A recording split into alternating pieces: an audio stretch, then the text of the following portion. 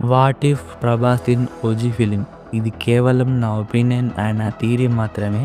ఎప్పటినుంచో మనకి OG glimpse release అయినప్పటి నుంచి మనకి ప్రభాస్ గారు ఓజీ ఫిల్మ్ ఉన్న రూమర్స్ అయితే వస్తున్నాయి.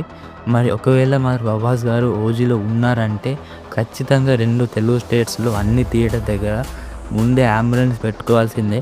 అసలు థియేటర్లు తగలబడిపోతాయి.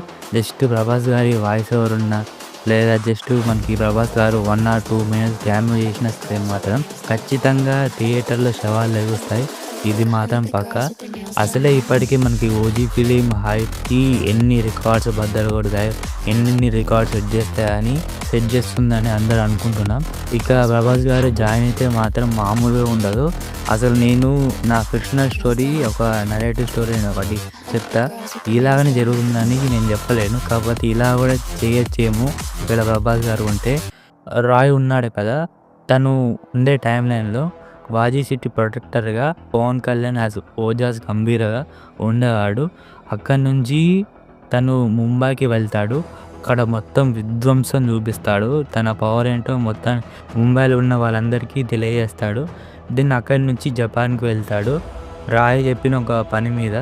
సో మనకి అలాంటి టైంలోనే మనకి రాయ్‌ని చంపేసేస్తారు విలన్ గాళ్ళు.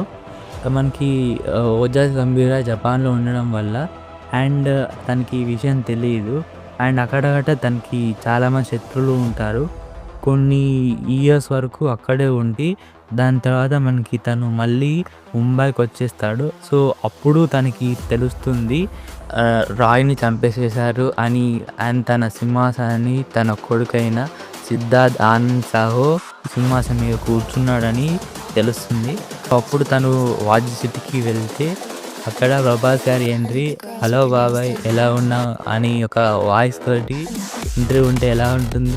అదిరిపోదా అసలుకి ఎంట్రీ అసలుకి? మరి ఇది నా ఒక ఫిక్షనాలిటీ స్టోరీ.